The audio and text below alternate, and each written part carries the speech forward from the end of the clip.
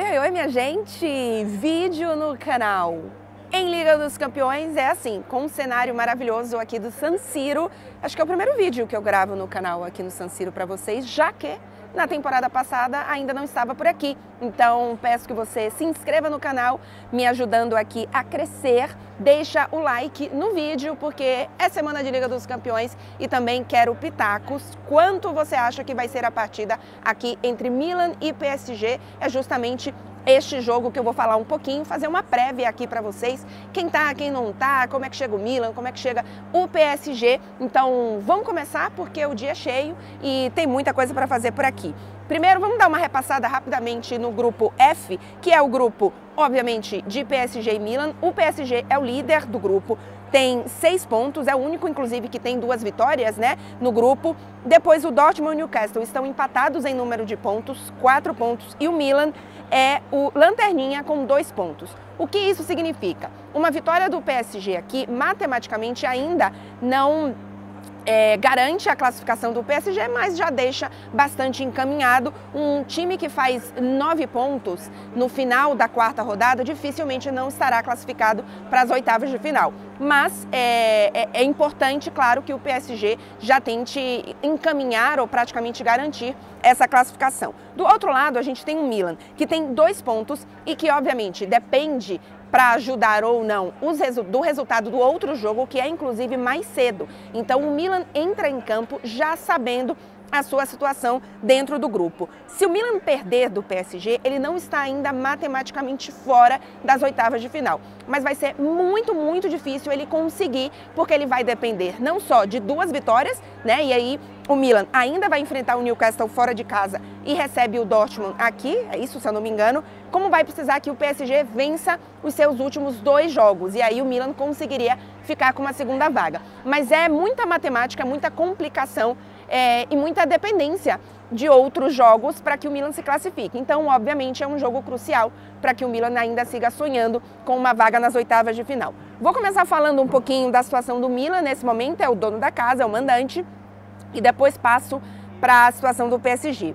O Milan vem no seu pior momento da temporada, são 4 jogos sem vencer, sendo 3 derrotas e 1 empate. No final de semana, e eu já fiz vídeo no canal falando mais sobre essa partida e sobre a rodada do final de semana, o Milan perdeu aqui mesmo contra a Udinese, que ainda não tinha vencido no campeonato. É um time que no início da temporada vinha muito bem na defesa, sofria poucos gols e nos últimos jogos, nesses últimos 4 jogos, sofreu 7 gols. O Milan teve problemas de desfalque na defesa.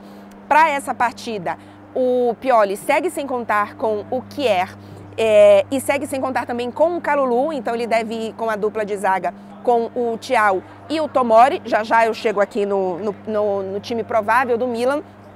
Mas foi um Milan que sofreu muito com a defesa nos últimos jogos e, claro, também com a criatividade e a criação no ataque, até porque também teve lesões importantes. Então, não teve o Pulisic, o Loftus-Cheek em algumas outras partidas, não teve o Theo Hernandes na derrota contra a Udinese, ele sentiu, inclusive, no aquecimento, e aí o Pioli já deixou ele, claro, para resguardar para a partida de hoje. Tudo indica, ele treinou com o grupo, então tudo indica que ele vai para a partida. Mas a que ponto está Theo Hernandes para esse jogo? A gente não sabe exatamente, e a gente sabe que ele é um jogador importante para a criação de ataque, para o volume de ataque deste Milan, além do Rafael Leão, que esse sim está confirmado para o jogo. Deixa eu pegar então aqui a provável escalação do Milan, e aí vou falando um pouquinho mais sobre esse Milan. O Milan vai voltar a jogar no 4-3-3, né, no final de semana, quando perdeu, jogou no 4-4-2, que absolutamente não funcionou, também não tinha as mesmas peças, mas não funcionou. O Pioli volta para o 4-3-3 tradicional, que o Milan jogou a temporada inteira.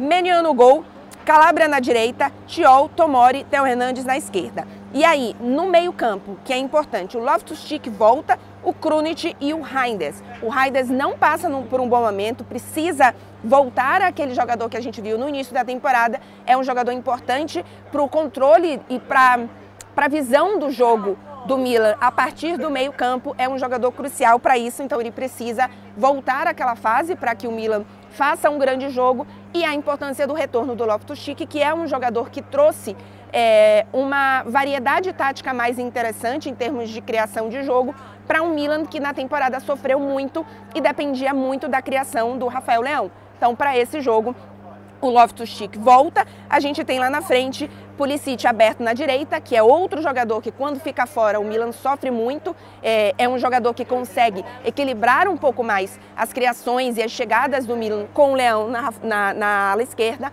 e o Giroud lá na frente. Então é esse Milan que a gente deve ver diante do PSG. O Pioli vai ter poucas opções no banco, mas é o time titular que vai precisar resolver alguma coisa diante do PSG. Consigo ver um Milan do início da temporada, ou o Milan que jogou 45 minutos contra o Napoli naquele empate por 2-2, o Milan que fez o 2-0, né, antes de tomar o empate, é um Milan que pode complicar o PSG, que pode fazer um bom jogo. Consigo ver uma vitória do Milan, por exemplo, sem gols do PSG? Acho difícil, por conta do momento do PSG, que eu já vou chegar lá. Mas a minha previsão é que esse Milan vai sofrer e não me surpreende que o PSG vença. É a minha previsão. Por quê? O PSG, nesse momento, se encontra já mais na temporada, na minha opinião, e tem isso no vídeo do final de semana. No final de semana, ele fez o seu melhor jogo em termos de controle de jogo. Em nenhum momento o PSG sofreu ou não teve o controle da partida. Claro, era o Montpellier, mas ainda assim era um time que ainda não fazia isso contra outros adversários de qualidade mais baixa do que o próprio Milan. Então, eu acho que esse PSG começa a dar um passinho à frente. Obviamente, precisa dar esse passo à frente contra grandes equipes, em grandes estádios, na Liga dos Campeões, e é a evolução, claro, que o Luiz Henrique quer ver para esse jogo, mas é um PSG que vem num grandíssimo momento. Nas últimas 5 partidas, são 5 vitórias, todas elas marcando 3 gols. São 15 gols marcados, então, nas últimas 5 partidas e apenas 3 sofridos. Então, é realmente um PSG que consegue criar muito mais, que tem qualidade na frente para isso e que agora também começa a controlar mais o jogo. Então, tá aí um pouco da chave, né? Porque o PSG muitas vezes criava, tem jogadores de muita qualidade para isso, mas faltava controle de jogo, faltava mais organização, e a coletividade que o Luiz Henrique quer começa a aparecer. Claro que é muito pouco ainda para a gente entender o quanto que essa evolução ainda vai ser muito grande, ela vai estagnar, ela ainda tem pontos para baixo, a gente não sabe. Mas nesse momento é um PSG que vem muito bem. Vamos para o possível PSG, e aí eu vou falando de alguns jogadores específicos. O Donnarumma no gol. Atenção, vamos ficar muito de olho no Donnarumma nessa partida e na torcida do Milan para esse jogo. O torcedor do Milan vai fazer algo para o jogo. Ainda não consegui descobrir o que é que eles fizeram, se é bandeirão, eu não acho que são apitos iguais os torcedores da Inter fizeram, porque eu acho que eles não vão copiar os torcedores da Inter. O meu palpite, e eu pretendo resolver esse palpite na terça-feira, na transmissão, é de que os torcedores do Milan encomendaram bilhetes falsos, e são aquelas várias caixas de papel de bilhete falso, dinheiro falso, para jogar para o Donnarumma, porque obviamente a torcida do Milan acha que o Donnarumma é um traidor, foi mercenário na saída dele aqui. Ele estava sendo vaiado usando a camisa da Itália aqui no San Siro.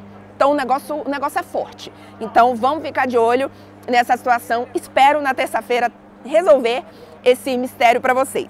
Então o Donnarumma no gol, Hakimi, Marquinhos, Skriniar e Lucas Hernandes. No meio-campo, a gente tem o Zaïre Emery, já tenho falado aqui várias vezes da grande fase do garoto, o Gatti e a dúvida, Vitinha ou Lee Kang-in. Eu, Clara Albuquerque, não teria nenhuma dúvida, eu iria com o Lee. Para mim, o Lee vive um momento de ascensão importantíssimo e eu não abriria mão disso.